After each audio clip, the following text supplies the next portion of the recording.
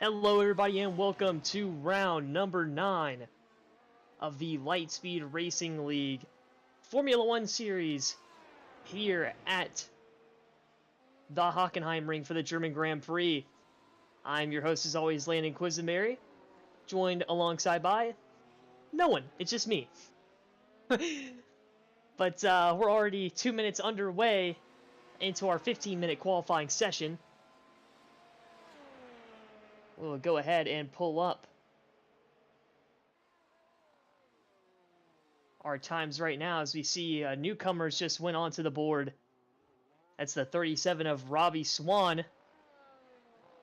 Then another one that has just went up on the board, another newcomer this week. This is Tomas Banyati, is how I talked to him pre-race on how to pronounce that. Hopefully I didn't butcher it too much. And won't butcher it too much throughout the race, but good to see two more new faces into the series as always.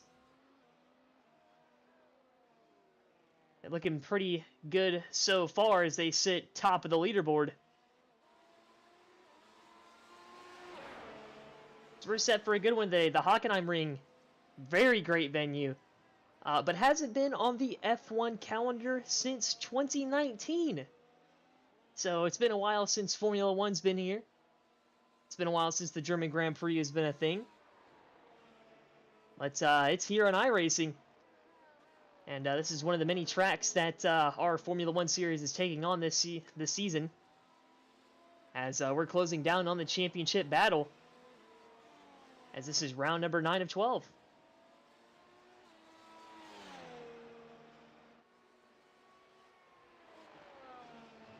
Banyati was not able to go faster that lap.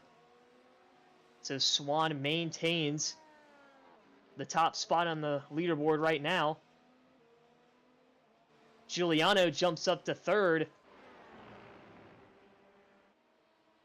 So now we see Jay Smart.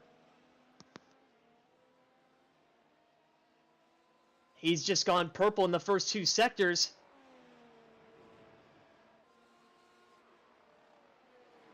See what type of lap time Jay can put down here.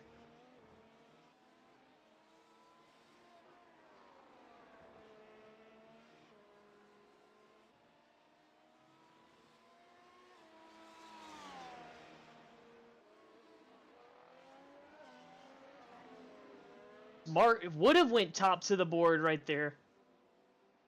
But one thing to note about iRacing rules is that you cannot obtain an X while you're on your hot lap. And obviously, as you saw there, his lap did not count. So he had to have acquired an X at some point on the circuit. And for those of you that aren't very iRacing savvy, an X is an incident point. Whether that would be him barely going off the track and exceeding the track limits, or actually making contact with another driver or losing control of his race car. Like that. That would have been a 2X right there, which would have also invalidated his lap. So I would assume he's going to take it back to the pits or maybe just continue his lap here, but we'll see as Troy Banks goes top of the board.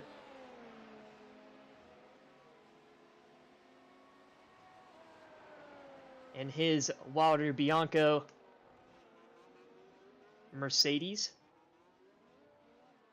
He currently sits third in the standings. He went up 4 spots last week for his finish at the Dutch Grand Prix. As he's in a tight battle for second in points right now.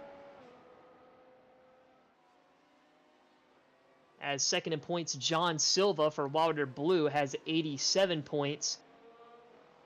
And then all the way down to 6th, which is Mac Miller, has 80. So there are 5 people separated by 7 points within the standings. And then sitting atop of the standings right now is none other than the man that has won half the races this season, Dylan Gonis, right here in the 27. He has won 4 of the 8 Grand Prix so far. And he's going to look to add a 5th today. As I talked to him pre-race, he said It's going to be a good one because all of the heavy hitters are here tonight. So he is obviously going to be confident in himself, but he knows that he has got a big challenge ahead of him with people like Jay Smart and Mac Miller in the field. Which, speaking of Mac Miller, he goes second on the board right now. He was fastest through the third sector there, but not good enough to dethrone Troy Banks from the first spot.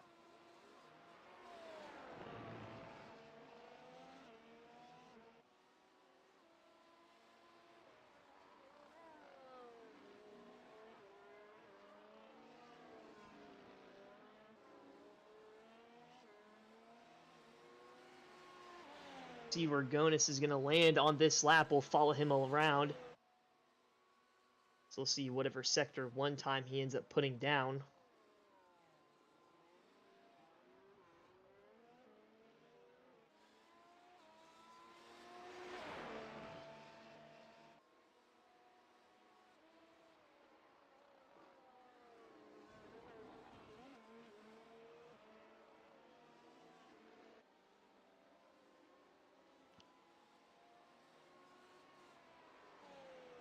Going to set a personal best through Sector 1, slower through Sector 2 compared to his personal best. Though he has not put down a lap yet.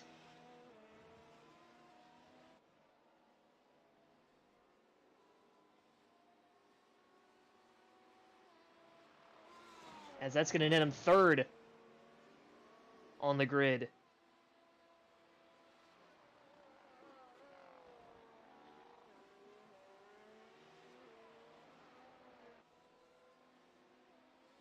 Banks still holding on strong though. He's looking pretty good. He's had a few podiums this season. I believe 2 to be exact.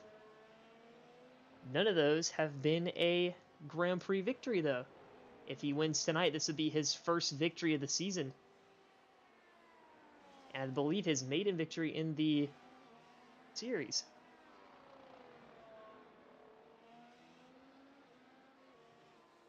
Which will keep up with the trend so far that all 8 of the Grand Prix this season have been won by a team that has Wilder in the name.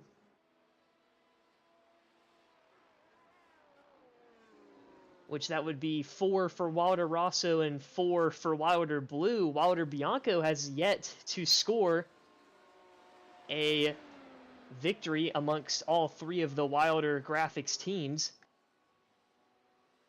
This has been the only one so far to not net a Grand Prix victory.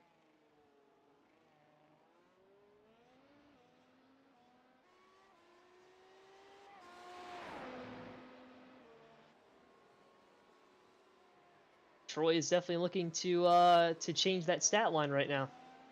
We'll have to see and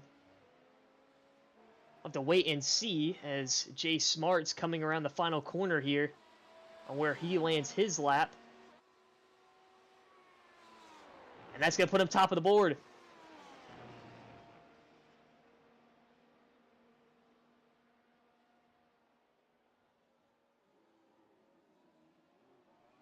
And pull up some race info.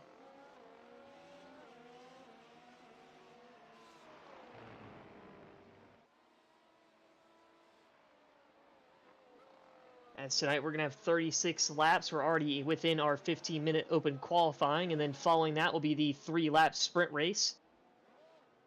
That will just be a short little quick qualifying race that'll set the actual starting grid for the main event.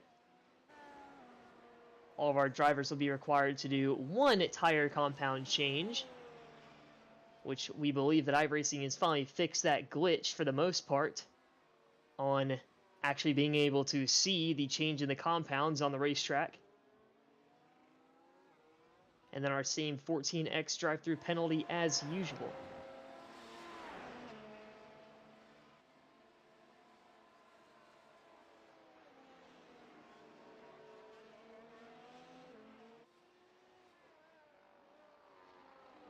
Three minutes remain in qualifying. Can anyone dethrone Jay Smart right now.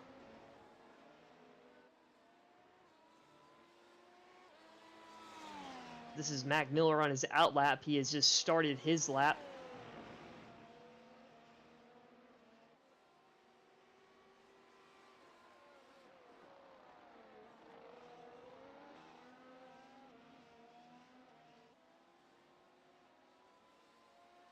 Coming up on that first DRS zone on the racetrack.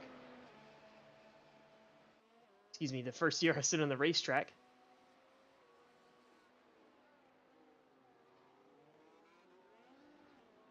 Oh, and he gets loose and is into the barricades.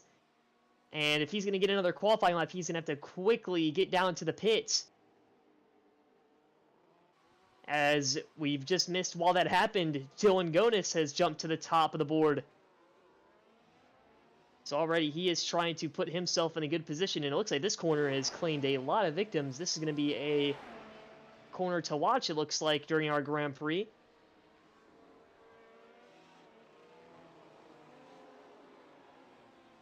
As Gonis pushing gets a little loose there. As now Robbie Swan has gone purple through Sector 2, so he's put down the best Sector 2 time of the session.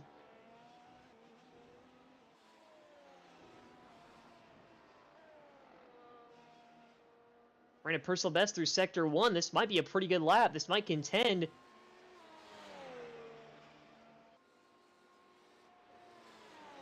Only a little bit better there, and he did not activate DRS on that lap. I don't know if he's just trying to get a little extra practice or what, but he had a pretty good lap going down there. So you see Giuliano jump up to 6th with a minute left. So we see a few go on their out laps here. Some on pit exit. I just do not think with about the minute 12 lap times that they're running, if you are not already on your lap now, I don't think you're going to complete it before the end of qualifying, as we know how strict iRacing is with their time limits. Because when iRacing says 15 minutes, they mean 15 minutes.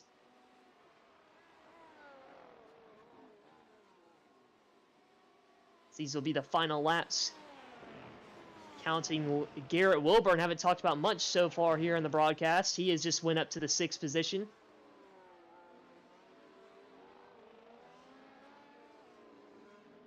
Got a little loose there. Teammates with Dylan Gonis. That will conclude our qualifying session.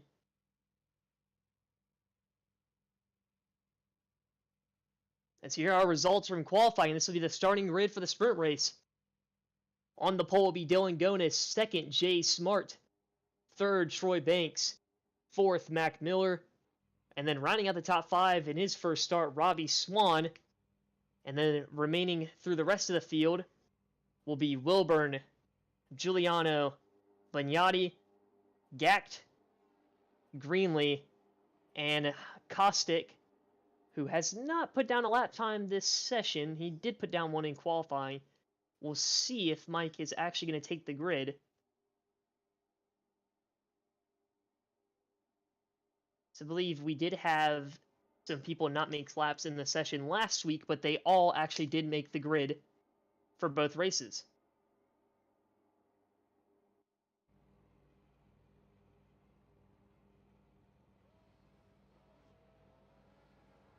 Looks like all 11 drivers have made the grid.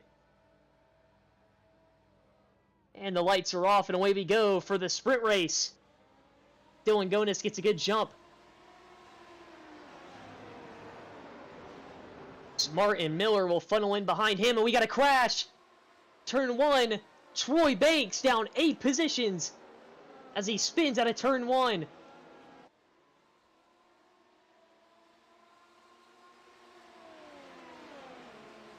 I'll have to wait and see if we have a break in the action to see what exactly took place there. Oh, almost contact there between Miller and Smart. Miller locks up the tires. And he goes way wide on the exit of that corner. Big time moment there. Mac Miller's falling way down the grid. So we see Kostic has went to the pit, so he is going to have to start our Grand Prix from the final spot. Miller has also taken it to the pits, so he is just accepting a 10th place starting spot in our main event.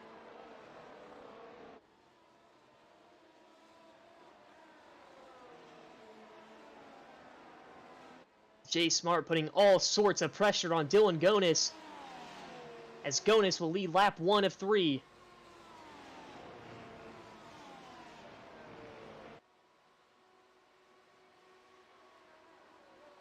Already a very hectic race. We haven't even gotten in the main event yet.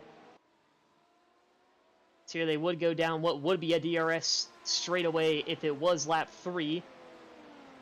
But don't worry, we're going to get some DRS action in this sprint race, as obviously it activates lap 3, so if Jay stays within the distance he's in right now, he'll be able to use it, but he doesn't have to, as he makes Gonis go wide through that sharp right-hander.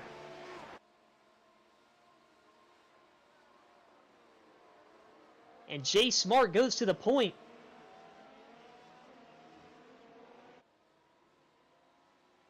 Now Gonis is going to have to go on the attack.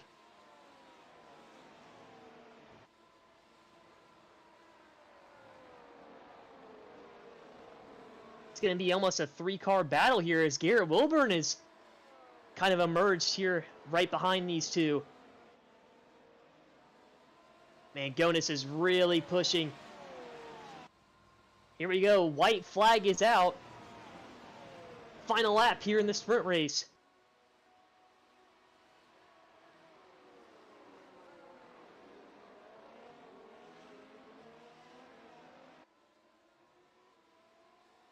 Gonis is within that second range, so he's going to get DRS down this straightaway.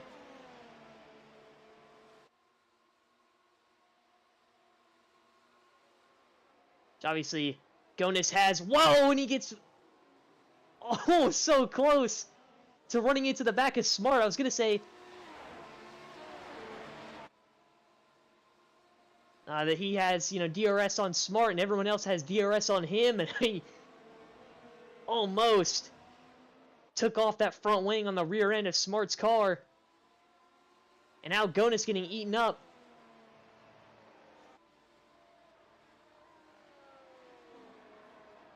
By Swan and Wilburn.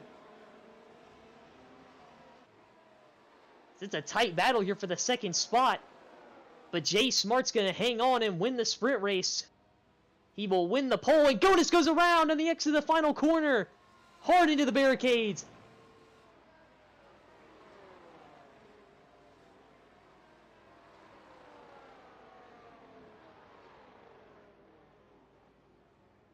And Dylan Gonis is going to have to start from, it looks like, the 7th position, if it stands. But what a wild sprint race.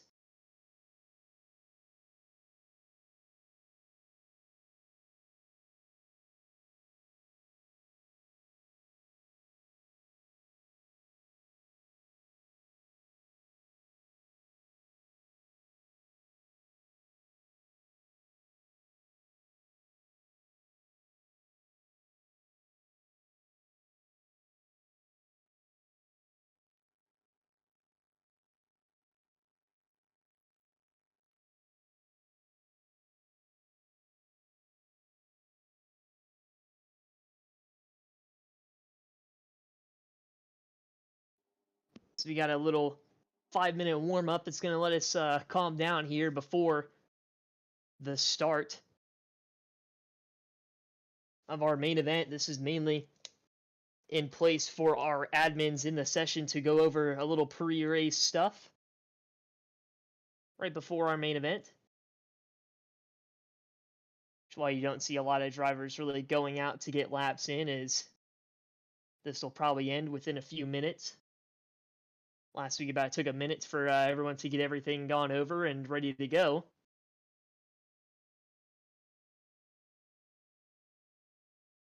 But already, what has went down so far has shaped this to be one of the more interesting Grand Prix for this season. As the man that's dominated this season, Dylan Gonis, is going to have to start from the rear along with Mac Miller and Troy Banks. All three will have to charge their way through the back of the field to get back up to the 44 of Jay Smart.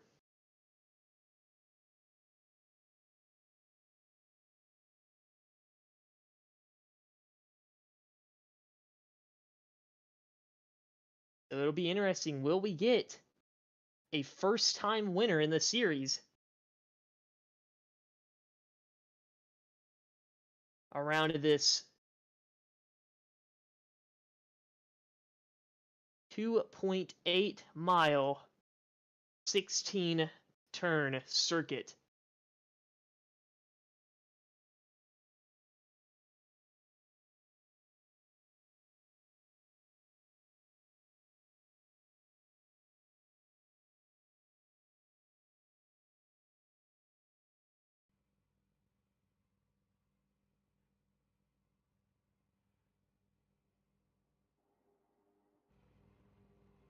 Here we are, gritting up, getting ready to take part in this event.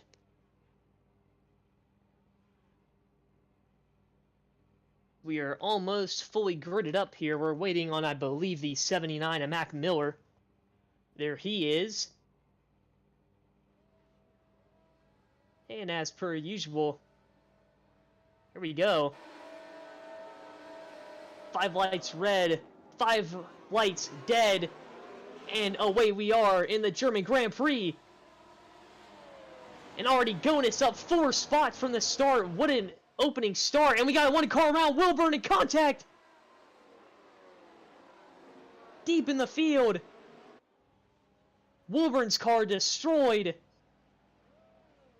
And I believe Tomas Bagnati's in it as well. We have issues with Mac Miller.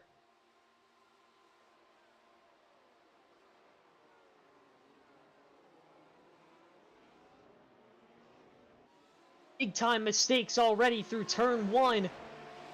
Reminiscent of the sprint race. But Smart has gotten away clean, as making his first start right behind him, Robbie Swan runs second. Gonis already up to third.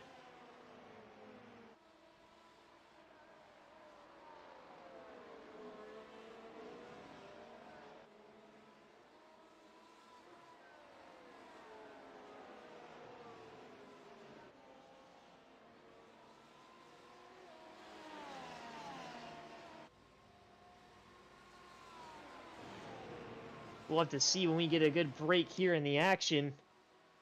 So we've had a few things take place on that opening lap. First, we'll go take a look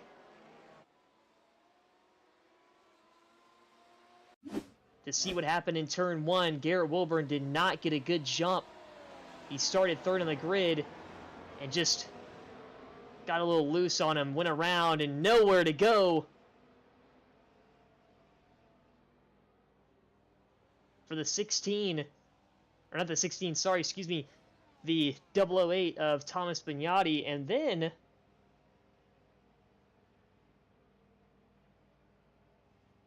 we had an issue with Mac Miller right after that had taken place.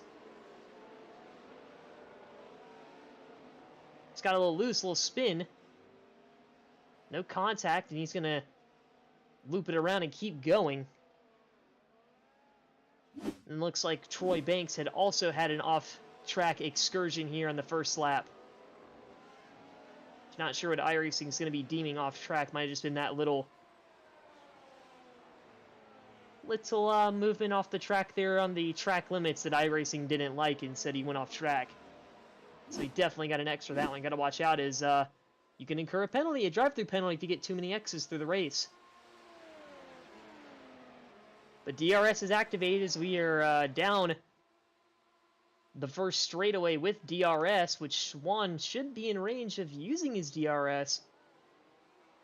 But once again, not not activating it. I don't know if he's just not acclimated with the car, or another thing that you have to worry about when driving these cars on iRacing is that you have to set the DRS button yourself.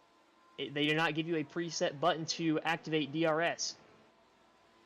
So that is something that he might just not have set up in his rig, which in turn is putting him at a little bit of a disadvantage right now when he could be using DRS.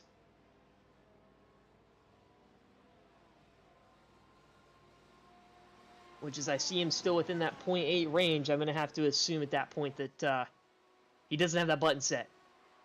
So, unfortunate there. But we'll have to wait and see as these two stay within a second of each other, and then behind them, there's a whole cluster of cars right around where Troy Banks is. Got these four almost under a blanket right here for that 4th spot.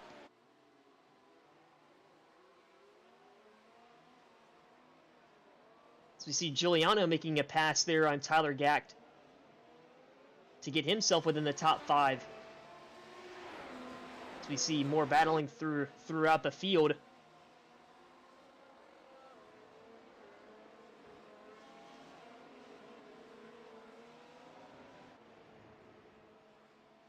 Oh, we got one going way off the track. That looks like the 32 of Wilburn.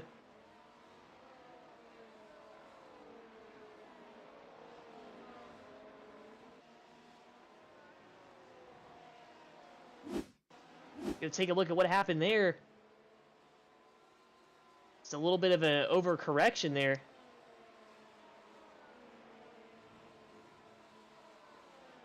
Unfortunate for Wilburn, but it looks like he... See as he comes out around here. Doesn't look like he got any damage there. Tree kind of blocked our view, but... Looks like Garrett seems to be okay, and he's going to continue on in the Grand Prix.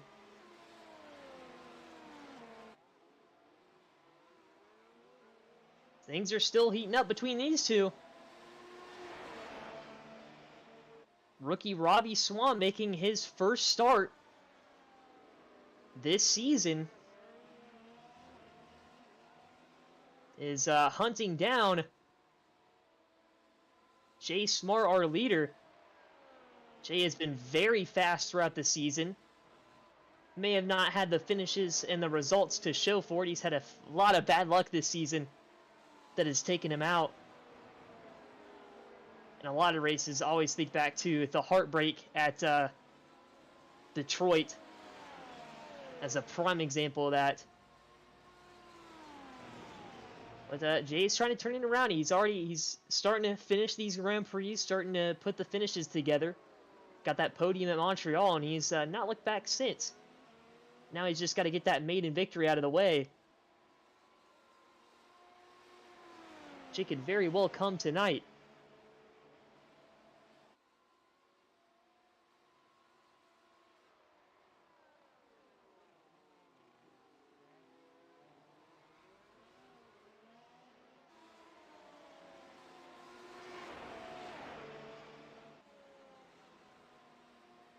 Thing we'll have to note here with our drivers is obviously there's the differing compounds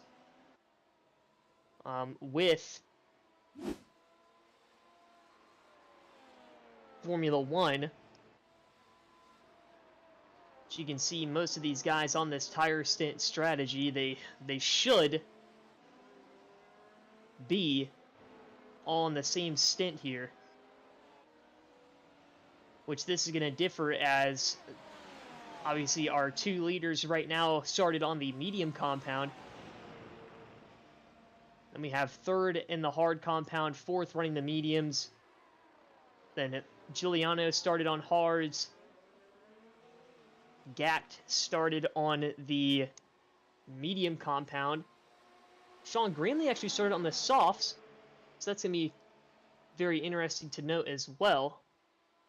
And then from there, it's medium, hard, medium, medium for the tires on the rest of the grid. But Swan is starting to close in that gap.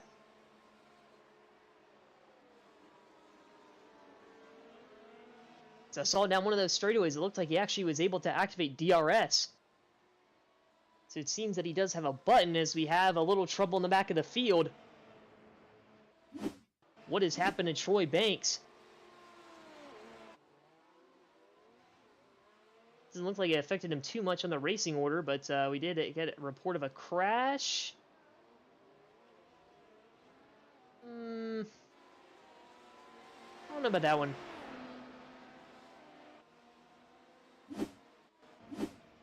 Gotta love the iRacing feed lying to me there.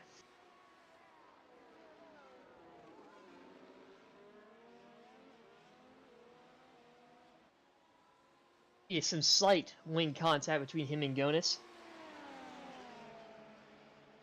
Giuliano just got marked for an off track, but looks like it didn't affect him, so probably just a track limit. Probably exceeded the track limits there, and Swan has figured out the DRS. He's got the DRS down. He's used it these past couple of laps. He's got to put together the pass, though.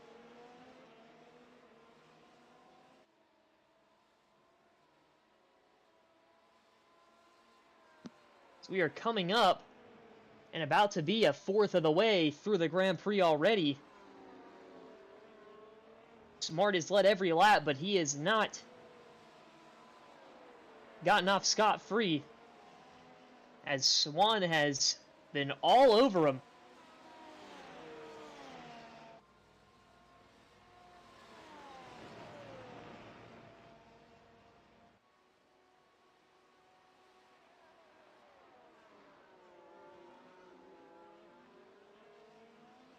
One thing we didn't note while we were looking at this battle is that Troy Banks has overtaken Gonis for the third spot, the third and final podium spot. So remember, Gonis started on the hard compound, which is unlike Dilly G. We always talk to Dylan about his strategy. He always loves focusing on those opening starts and gaining as many spots as he can, which he did, but typically he likes to start on those softer compounds to maximize the speed and the amount of cars he can overtake. This is a little different strategy with him starting in the back.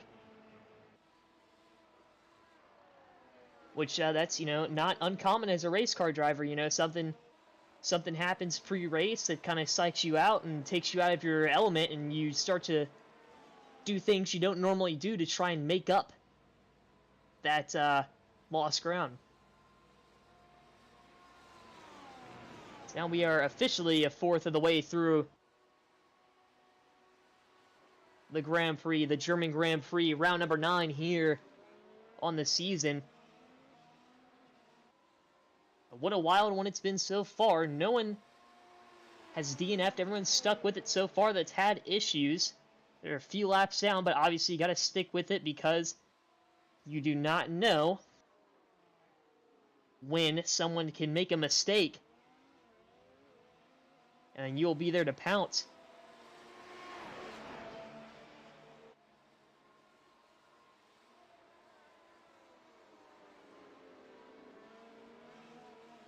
Swan is all over him.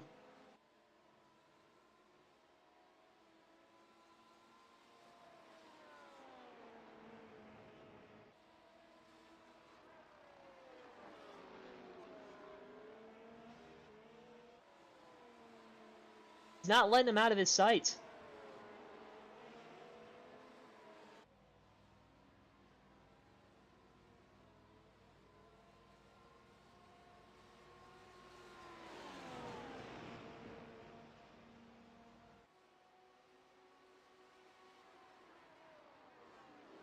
He is just sticking with it right now.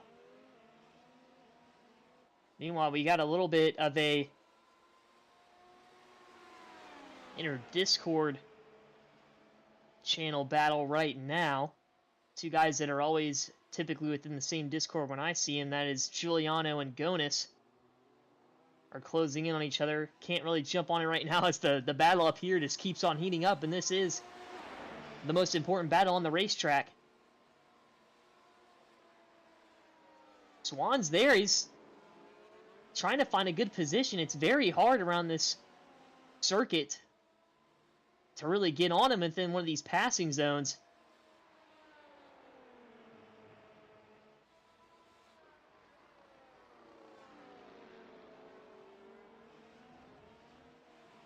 We'll have to see. Swan's keeping at it. He's just got to stick at it and get within one of those heavy braking zones. He's got a few opportunities. He's got one coming up here around turn number 2. And then another one down in the hairpin, and I believe that would be turn 6.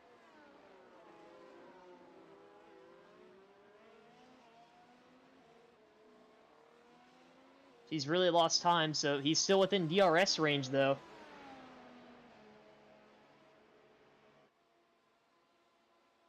It doesn't seem that he's going to turn on the DRS for this lap. Don't blame him either. He's kept with him for the laps that he hasn't used it, 1, and then 2, we've noticed a lot throughout this Grand Prix is that the DRS kind of hurts through that hairpin. It really has kind of made some people misjudge their braking zones and slide the tires a lot more than they want to.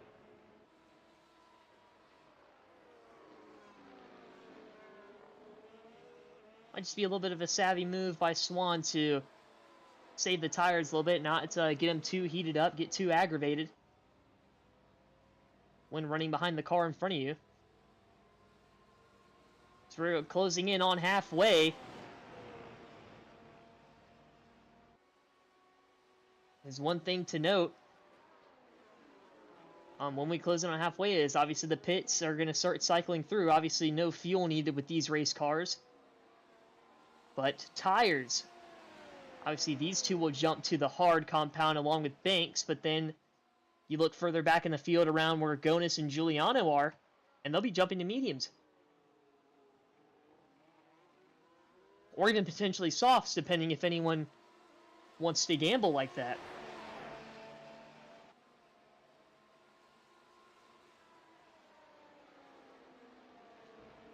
Here we go, Swan's closing in again.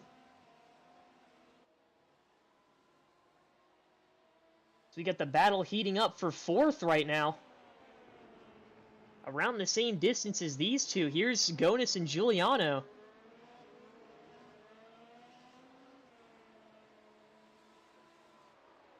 Which might be a little bit of a worrying sight for some of you Dilly G fans. Not quite sure if he's just kind of conserving right now or not. Or if he's just not liking how the hard compound is taking to the racetrack. But what a great sight for Anthony Giuliano, though. I mean, Anthony's already gotten 2 podiums this season. 2 in a row. He didn't get one last week, but the 2 weeks prior to last week, Giuliano had put himself 3rd in both of those Grand Prix.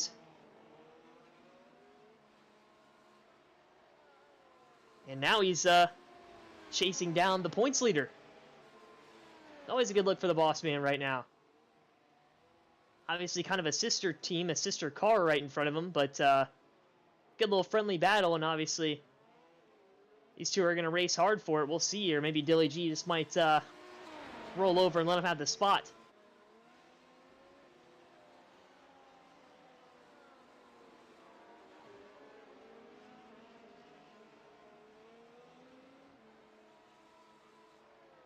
See, Giuliano thought about going for it down there. Not quite, backed out of it.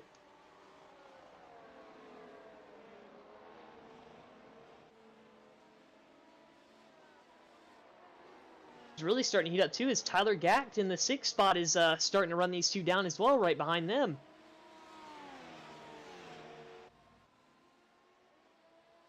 We'll jump back to Jay Smart up here in the lead.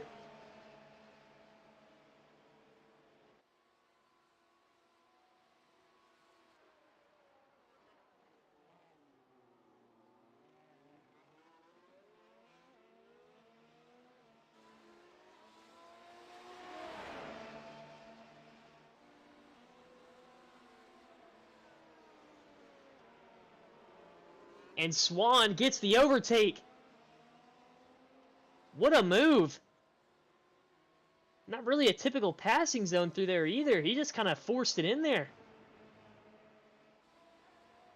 Meanwhile, we had a little bit of a issue with Giuliano and Gact, who were battling with Gonis. This is what happened while we had the battle. Well, we might have to go back a little bit further. What happened for our battle? Wow, all sorts of contact back there. We may have to rewind it just a tad here.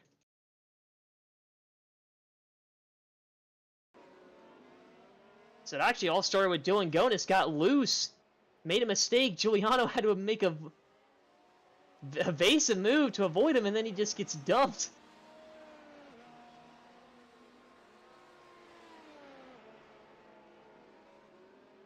And unfortunately for Giuliano, the bad luck continues.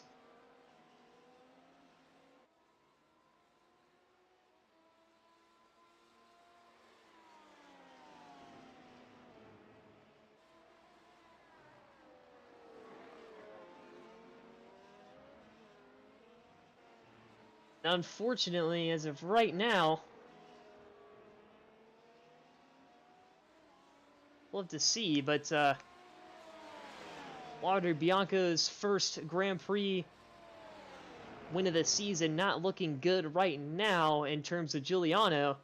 Obviously got Troy Banks a little bit further back from these two. If they make a mistake, Jay Smart almost in the back of Robbie Swan.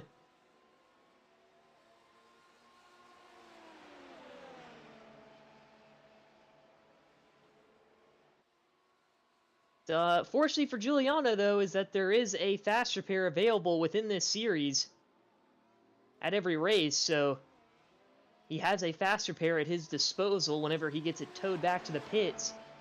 He has a chance to get himself back in this Grand Prix. But these two are putting on a show right now.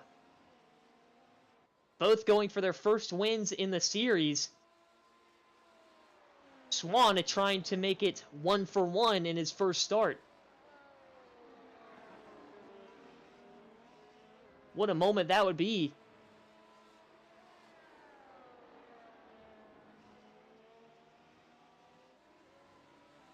As we have hit the halfway mark.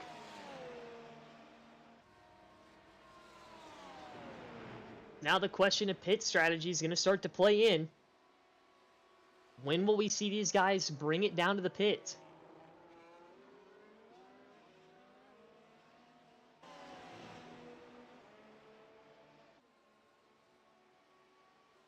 Then obviously what compound are they going to take as well? Who's going to play aggressive, go to maybe a soft or obviously these two will either have to play soft or hard, but the guys on hards either will jump to mediums or softs. Who's going to play aggressive? Who's going to go to the soft compound? And who's going to play it safe and maybe stick to the medium or hard compound? And obviously the best part about this, with this series, there's no engineers. So there's no one telling them what the most optimal strategy is here. This is all driver instinct. The drivers are deciding what compound they want to go on.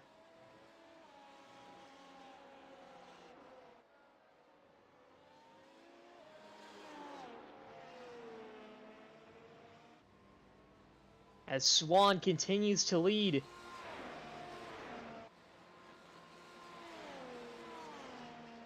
He is starting to pull away a little bit from Smart.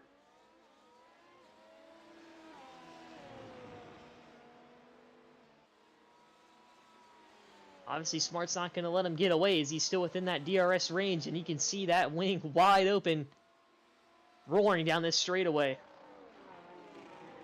He makes a big push into the hairpin. He gained a lot of time through that corner.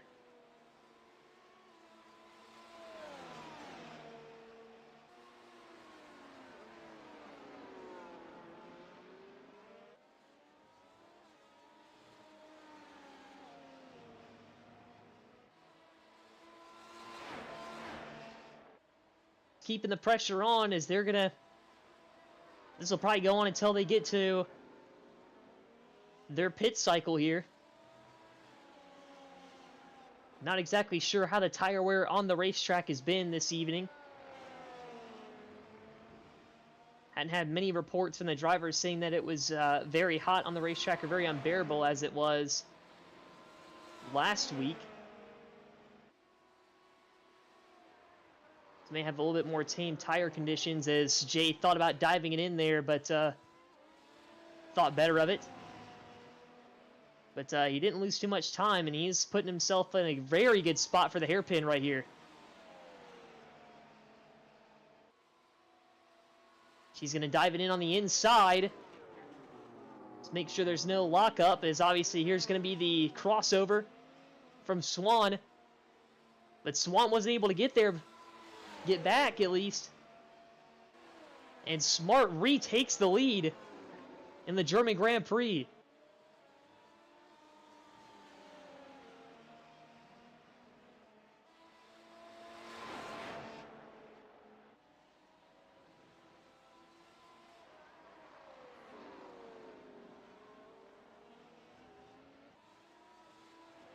Smart not letting the chance of getting this first Grand Prix win out of his grasp right now.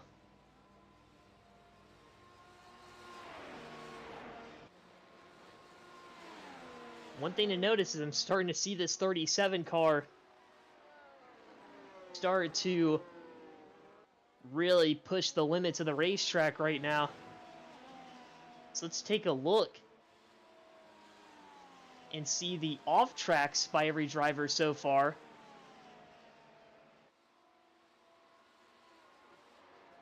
As you can see, we got some guys starting to knock on the door of that 14x limit for the first drive-through penalty. Smart's got 6x's, 7x's for Swan. Banks has done a pretty good job. He's kept it low with 2. Gonus 1. Greenlee sitting at 10 right now, so he is really in the danger zone for that drive-through penalty.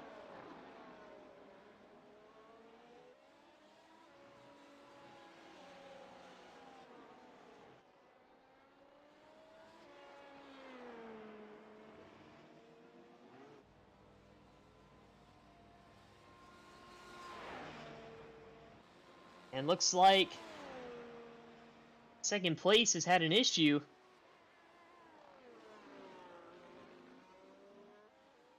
Something went very wrong there.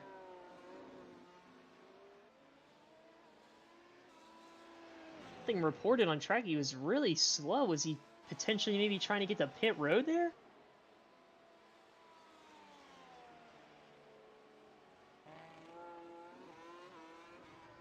Unsure, but Swan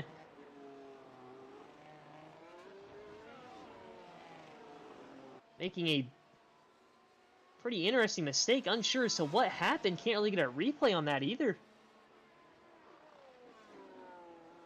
But nonetheless, we'll see how that goes in terms of the rest of this race and how that affects him. I mean, he was right on Jay Smart. Now he's going to have to make up all that gap again. I almost think maybe was he trying to get to the pits there and just miss the entry. We'll see if he comes down this time. No, I'm just not sure. Maybe it's a bobble or something there in that corner. But now we have to take her on pit road.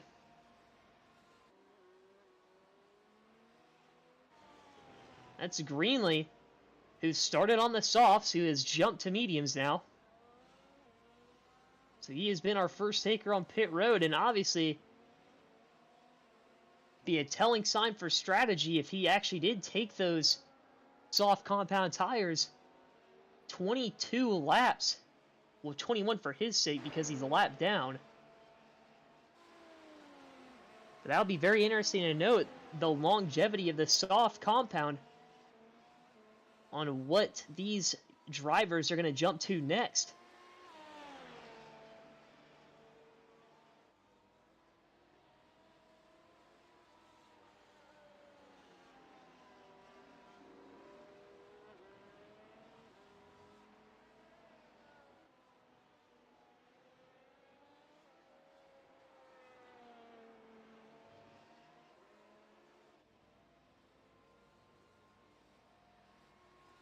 24 laps in the books. And Jay Smart has been out front for a majority of them.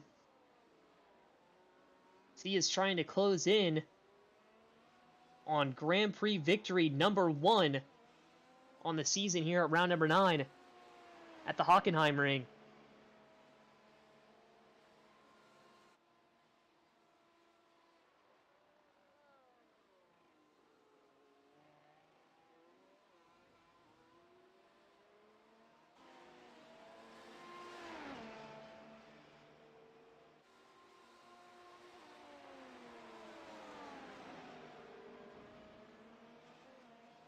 Now extended that gap to 7 seconds. Obviously 5 of those seconds was off of the mistake that Swan had made a few laps ago, but he has now since put 2 more seconds on that gap between him and the 37.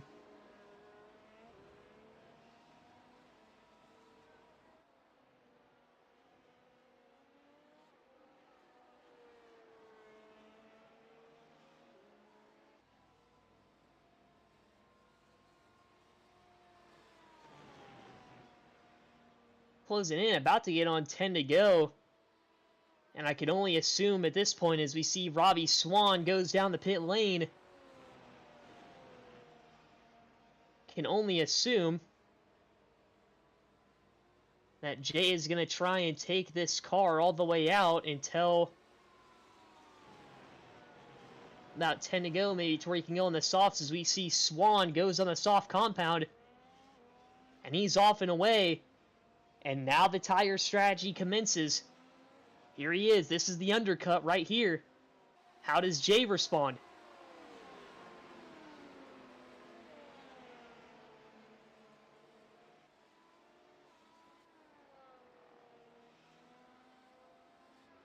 That's going to be the big question.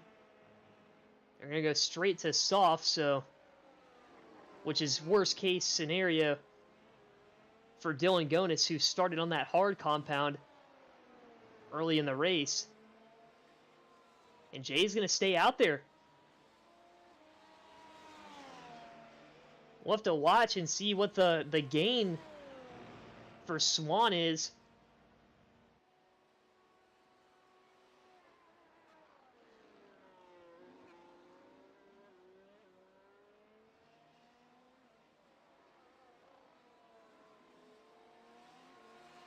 To lap. So we see Tyler Gacht will leave the 4th position, come down to the pit lane.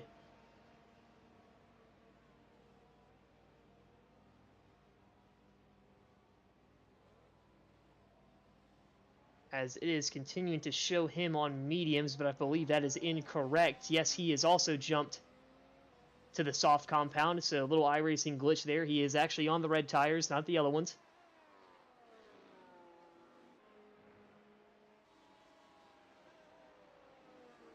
See if this undercut's going to work, but Jay is sticking with the strategy right now, as it looks like he hasn't lost much. It about takes 20 seconds on and off pit road, as here he comes down on the pits.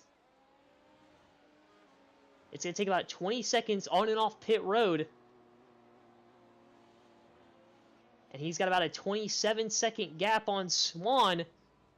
But we'll see if those 3 laps are going to cost him.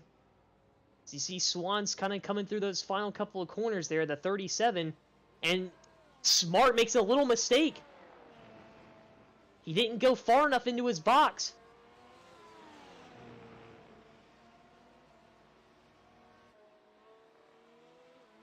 Doesn't affect him too much, as Swan just put down the fastest lap of the race. And he's got Dylan Gonis in front of him. I don't think Dylan's going to hold him up too much here. Dylan's going to wisely let him have the position.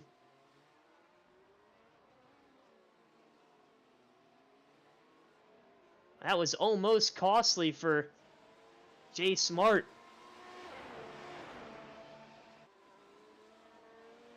Much better that he had to go forward and then to back up. I think that was the one thing that really helped him, is that he had to go forward in the box. So he just had to kind of give it a little more gas, or just kind of let it roll itself rather than opposed to shifting down to reverse.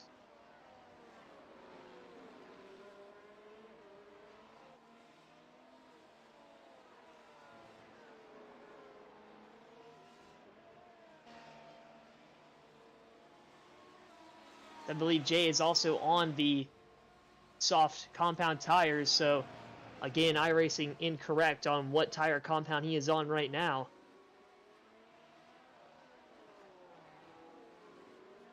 He's kind of waiting for those tires to heat up as Swan once again puts down the fastest lap of the session. That last time by.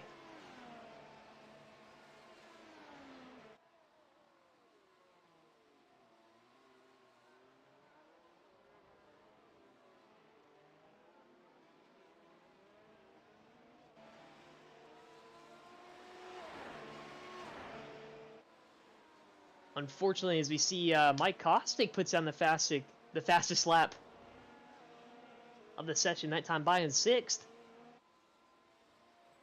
But unfortunately for Gonis right now, he runs second currently, but he still has to make a pit stop. And unfortunately, within iRacing in this league, there is no such thing as a safety car. So Dylan really doesn't have much opportunity for the field to re-rack here and get another chance. He's just kind of riding it out and hoping for something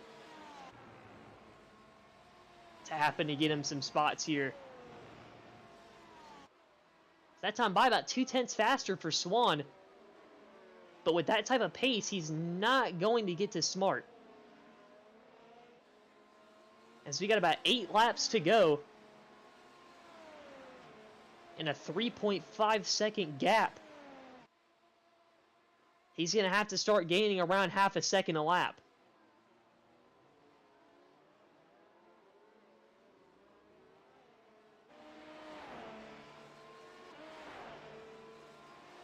A little over half a second, or a little under half a second a lap is what Swan is going to have to shoot for here.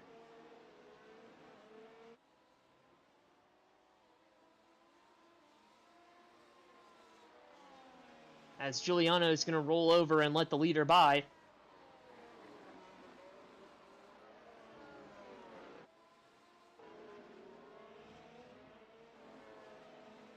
See Swan caught Anthony in a really bad spot there. 7 laps to go. Gonis heads to the pit lane. And now Swan is going to have to gain around maybe 0.6 to 0.7 a lap now in order to contend for the win.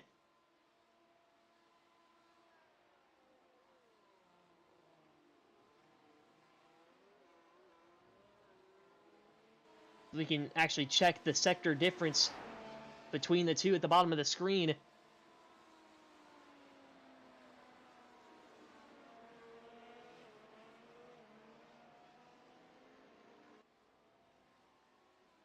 Jay is he's doing a really good job of just trying to maintain. He's got to finish. He's putting down good pace right now. He just cannot make a mistake. Which again, one thing to note here before we'll pull off as Smart puts down the fastest Sector 3 time of the session, and that's really going to help his cause. But we'll have to look at the amount of off-tracks that these drivers have. And once again, no one's really hovered around that 14x range. At least not amongst the leaders, so no penalties incoming for these two.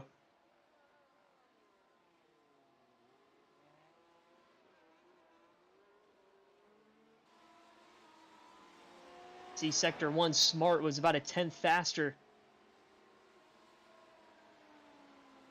They're getting ready to come up on Sector 2 down the straightaway over here after this right-hander. We'll see the difference there. Obviously, Smart is sitting prettier in terms of the tires. As again, he's on softs right now, despite iRacing showing him on mediums. He is on on softs. I can confirm that. And he's about on 2 to 3 lap fresher softs than the car behind him.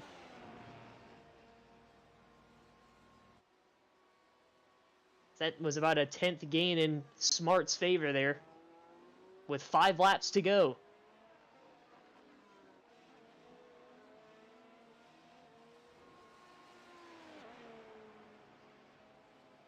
Jay's got clean racetrack ahead of him right now. No one is even close to getting lapped at the moment.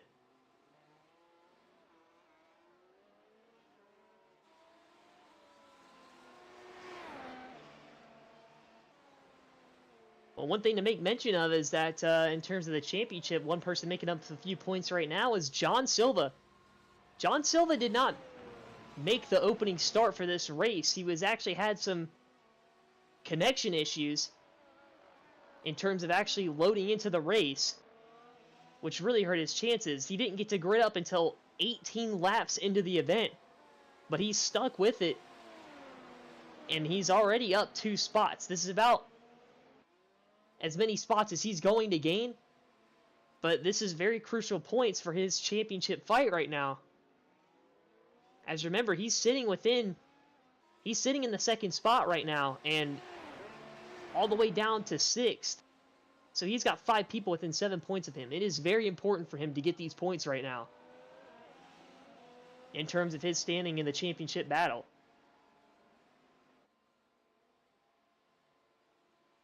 Jay Smart continuing to put more distance between him and Robbie Swan.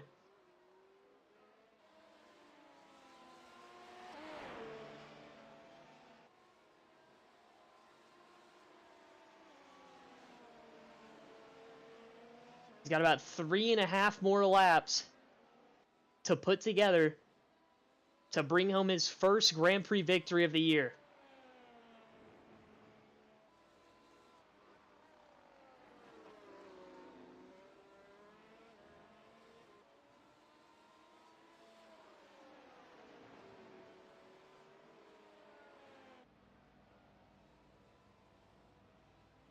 He comes to hit the line.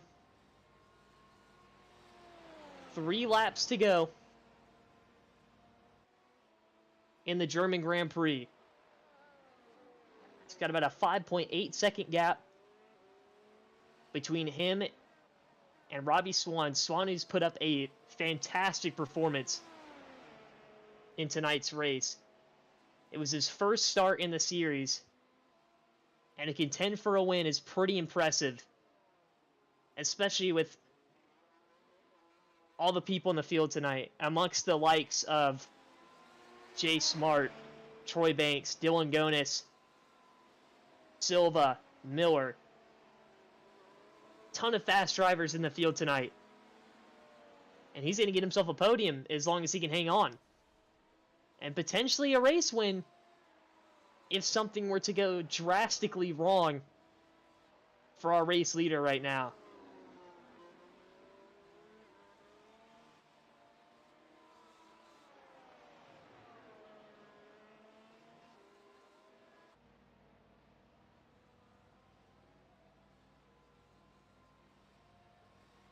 Two laps to go for Jay Smart.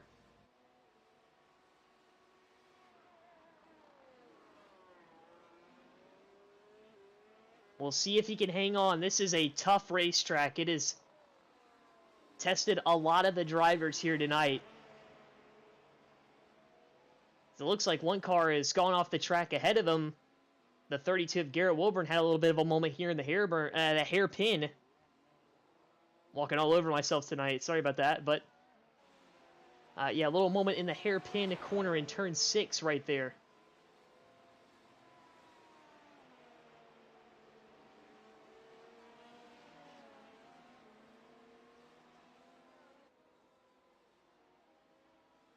It looks like Silva has now brought it down the pit lane, either just for a change of tires or maybe just accepting the 10th place finish he's going to get tonight.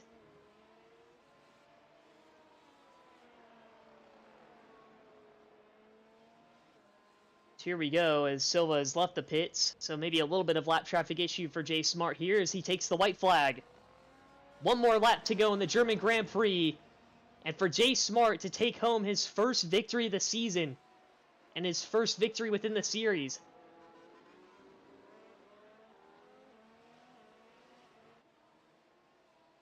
The last time Jay Smart entered the white flag as the leader was at Detroit. Actually, he didn't even enter the white flag as the leader. He had crashed a turn before taking the white flag.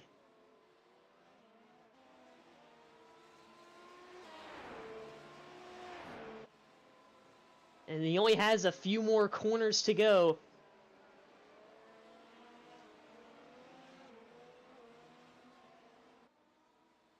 He has completed Sector 2 right there. And in through the final section. Just do not pull a Sebastian Vettel.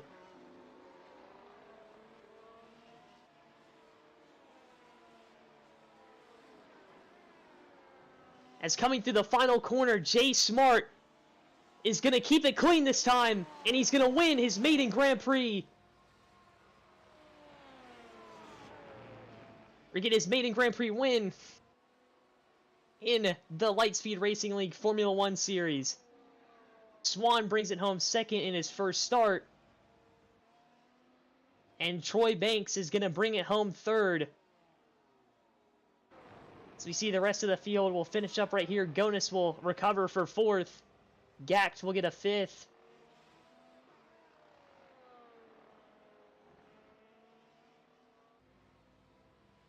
Kostick is going to bring it home in sixth. And the only other drivers left to finish are going to be... Well, not even Silva. Silva's already taken the checkered flag. We're just waiting on Wilburn.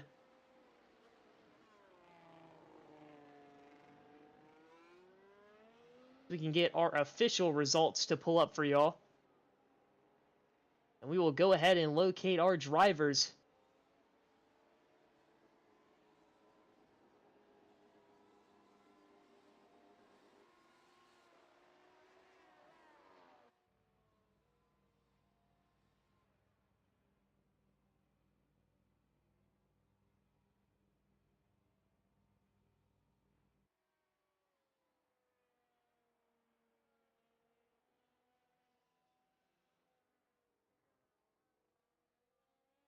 We'll bring them up.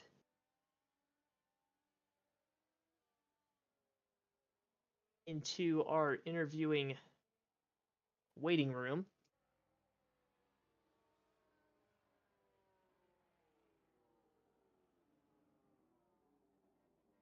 It's like we've got two of the three.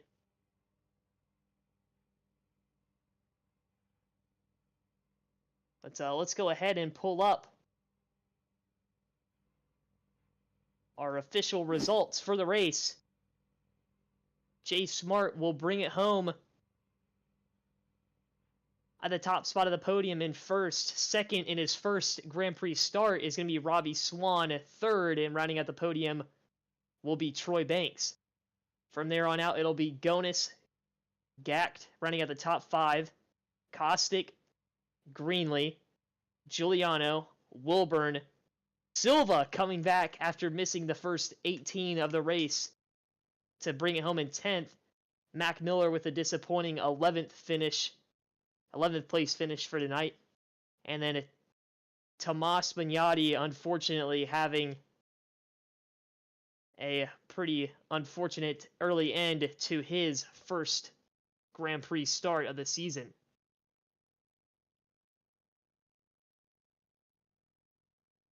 Looks like we've got everybody. We'll go ahead and get Troy up into the waiting room. Before we actually pull him up, he'll be the first one we talk to. So let's go ahead and bring him up in here. Troy Banks, this is Landon in the booth. You got a copy? Yeah, I got you. Well, it was a great run for you. Congrats on the on grabbing the final spot on the podium. But take us through your race and maybe what you thought you could have done differently to get to the top two there. Um, I just made a few dumb mistakes. Going to the corners too hot.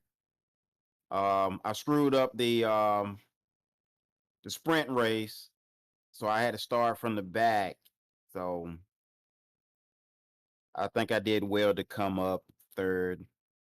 Fun race. Yeah, I mean, you absolutely moved through the field. You were up 6 spots when it was all said and done. And great performance for you. I believe this is your, I think, second or third appearance on the podium this season. But Yeah. obviously, congrats, and you got some people that you'd like to thank. Um, I mean, just shout out to whoever organized the league, Anthony, my teammate. I mean, it's a fun league, man. Absolutely, it's been a blast to sit up here and commentate these races and be a part of it. It's a fun league to be a part of, and obviously great to see you out here. And hopefully, we get to talk to you here soon up in the booth soon. Oh yeah, I'm gonna try my best to make the podium to finish out the season. Well, you have a good one, man, and congrats on your third place finish. All right, thank you, brother. That was third place finisher Troy Banks, who is rounding out our podium tonight. So now we will bring it to our second place finisher, as I believe this is him, Robbie Swan. This is Landon in the booth. You got a copy? Yep, I'm here. Well, man, first Grand Prix start ever for you within the league, and you brought it home on the podium, and really contended with one of the fastest drivers for the win there. Just take us through your race, man, and what you probably could have done differently to get to Jay there. Number one, he got me on mistakes. I made that one big mistake where I spun it in one of the final corners there, but he was best all around, more consistent. That's really what I took away from it. Just need the seat time, I guess. I'm a little bit new to these F1 cars. I'm super happy to have found a clean league of drivers to run weekly now. Yeah, absolutely. You were really fun to watch, and I was gonna ask because I did catch the spin there in the final couple of corners. I didn't actually see it, but I saw you kind of slowed down from it, lost some time, and the scoring didn't actually say that you had spun there, so it wasn't sure exactly what had happened. Wasn't sure if it was a missed pin entry or what. But obviously, you said you're not used to the F1 cars, and I kind of noticed that you didn't activate a lot of the DRS when you had the chance. Was that just some of the what do you say, like the kind of the, I guess I want to call it rookie mistakes, but just not being acclimated to the car? The DRS I'm pretty familiar with. That was actually a strategic move because I know that I'm new to these cars, and I wanted Jay to set the pace. So I was okay with following him. The only reason I really passed him is because it seemed as though that he'd burned his rear tires off a little bit more than I had, and I had more pace. But yeah, a lot of that me not going for that was just I wanted to stay behind him and have him help me set my marks and not make a mistake. That's obviously a great strategy. That it was something that I had mentioned in the booth, especially down in the hairpin. I noticed that the DRS was really starting to make some people's lock up and kind of get in there a little bit deeper than they wanted to, and I wondered almost if that was a strategy move on your part to not kind of upset the car as much trying to follow him. But congrats on your runner-up finish, and obviously can't get here alone. So obviously, it'll give you the chance with the podium finish and getting interviewed to give a shout out to whoever you like. I got to thank my spotter over at MDI TV, James Batzer. All the guys on the race team, Apex Industries. If you need dirt oval sets, that's where you go. And you guys for this awesome broadcast. I'm glad to be a part of it, and thank you for what you guys do. Thank you, man. I really appreciate it, and hopefully you get to watch that back, and hopefully everyone that, if you had anyone watching, enjoyed my commentary. But obviously, congrats. I know you'll be super stoked for a podium tonight, and hopefully we get to talk to you soon. Thank you. You'll see me next week. Alrighty, that was Robbie Swan, our runner-up for the night, and that means we only have one more man to talk to, which is our man of the hour, Jay Smart. This is Lane in the booth. You got a copy? Hey, and how you doing? Well, I'm doing great, and I know you are too. How does this one sound? Jay Smart, Grand Prix winner. This sounds pretty good. Feels like it's been a long time coming, so I'm happy I finally got one of the books. Absolutely. I mean, obviously you had to work for it for sure. Take us through your race. I know you had a lot of pressure from the rear from actually a rookie tonight, Robbie Swan. Yeah, just take us through your race and that battle with Robbie there. Yeah, it was a little confusing to be honest. He was on my tail the whole night, pretty hard, and I was just kind of trying to manage my tires and manage the gap, and then he started closing in at some point, and I think I couldn't really hear what he said, but I think he said something like he wasn't trying to pass me or was happy to like just stay behind or something. And so I was happy to keep running, but then I kept feeling the pressure of him, especially into the hairpin where he was a little bit faster, and I wanted to avoid any kind of collision. So, some point with managing my tires, I let him go past, I think, into the hairpin again, and then he was making a few mistakes on some corner exits and stuff, and I saw that Troy was catching up to us, and then I felt like we were both kind of in a difficult position because felt like if I had stayed behind a little bit, let him get more of a gap ahead of me, then Troy would have closed up from behind. But then also he was quick, so if I pushed a little bit too hard to try to pass, I was afraid we'd both lose our tires early. So I kind of waited for the right moment and then took the move when I was able to. Couldn't pull ahead, but I think that was okay. I just wanted to make sure that Troy didn't catch us. And then I saw that he spun, and I thought he was further back. And then after the pit stop, I saw that he was only 5 seconds, and I think lapping a little quicker than me. So I started to get a little worried there. But yeah, ended up holding him off for the rest of the race, and it was pretty fun. It was good. It was a good battle. It was definitely an interesting time of trying to manage the tires while also battling with someone. And the rears on this track were just so sensitive, and if you spun them up in one corner, it'd be really easy to spin on the next few. So it was a pretty difficult race in terms of tire management, not overheating them. Yeah, I mean it was a fun race to watch up here. I mean the field got really shaken up tonight.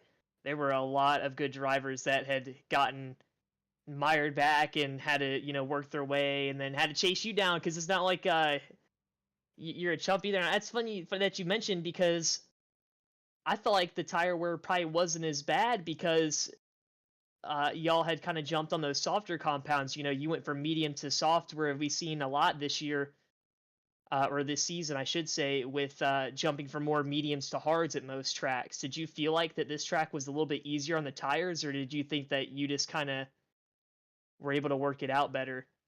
Yeah, from a wear standpoint, it wasn't bad, but the track was pretty warm, and so it was more the surface temps, and it was pretty easy to spin up the tires on some of the exits, especially the hairpin. And if you did that, then the surface temps would just kind of spike up, and it'd be really easy to spin in the falling corners, especially with some of those curbs in sector 3. There's a lot of there's a lot of curbs on the braking zones and on the run out of corner exits that if your tire's a little too warm, it's really really easy to spin there. So yeah, wear wasn't that much of an issue, but the temperatures were definitely kind of a difficult thing to manage through the night. So that was a little challenging. But yeah, and about the rest of the field, I was kind of confused. I was looking for the replay after the race. It was pretty sad to see a bunch of accidents that happened. I wasn't sure like where John or Mac or Dylan or any of them were. It felt like it was Robbie and I kind of out in no man's land. So I was a little disappointed about that, but yeah, that I think that's kind of what it is Hockenheim can really chew you up and spit you out if your tires get a little warm and then you push it too hard. So that was kind of the name of the game tonight. Yeah, it was very interesting to watch. I mean, it was a constant with with the accidents tonight, but you were able to survive and made it all the way through to the end and got yourself the victory. And obviously, it's a big moment for you. And obviously, I know you got people that you'd like to shout out. Yeah, I think again, just Lightspeed Racing, you guys in the broadcast booth, Anthony, Dylan, and then again Mac, who I think got me into this league, and John's been fun to practice and lap with as well. So just everyone in the league, it's been really fun, and they've been supportive as well, even without being able to make it every week. So yeah, appreciate the league, and look forward to more fun races. Absolutely. Well, obviously, go celebrate. It always feels good to get that first win. You know, it always sucks to be runner up, or it always feel like you throw away. I know that feeling. You know, Yeah. as a race car Yeah, I felt driver. this time like I couldn't let you down. I couldn't couldn't let you have more heartbreaks. So the whole time I just kept thinking, "Don't mess this up. Don't mess this up." Yeah, I mean, it's a constant thing as a race car driver. I mean, I know it. I felt it on you know, the Tuesday night and Friday night leagues. You know, I mean, I just finished second place on Tuesday night. So you know, I know what it's like in that situation, and always feel like you're, you know, right there on the step of getting that victory. But obviously, you were there tonight, and that was big. But congratulations, and hopefully we'll see you up on the top spot of the podium more for this season, and hopefully you have a strong closeout to the season here. Yeah, thank you. All right, that was Jay Smart, our Grand Prix winner for round number 9 here at the Hockenheim Ring, and what a race it was. I mean, it was just all the way to the finish. A lot of the softer compound tires tonight, a little bit different look with the tire strategy, but other than that, a fantastic race once again for our Thursday Night League with the F1 cars. But that's going to wrap it up here for me in the booth. This has been Landon Quisenberry. I will unfortunately not see you all next week or the week after. I'm going to be out of town, so I will have to be replaced again. I'm sure my replacement will be great, though, and you have a fantastic time calling this race like I do. But other than that, I hope that everyone stays safe, and I hope y'all enjoyed our broadcast tonight here on the Lightspeed Racing Network. And I like to take a quick moment to thank all the league sponsors and admins, all those league sponsors being Water Graphics, Butt Kicker, Sim Speed Shop, Proto Sim Tech, Track Time Entertainment, Hearn Esports, and Wolf Speed Media, as they were all flashing up across the top right of the screen, I believe, through the broadcast. Without them, we wouldn't be on the racetrack, and we wouldn't have this broadcast. So big thanks to them, because we wouldn't be here without them. But yeah, that's going to pretty much wrap it up here from the Hockenheim Ring for round number 9, as you will be seeing these cars again next week on Thursday night, same time, same place, taking on, it looks like Imola. So that'll be a fun one there for everyone to tune into next Thursday. And I believe we'll have a broadcast tomorrow night if you want to see some more road course racing. The NASCAR trucks and our Friday Night League will be taking on Sonoma. That's going to wrap it up here for me. I'll see you all next time at the racetrack.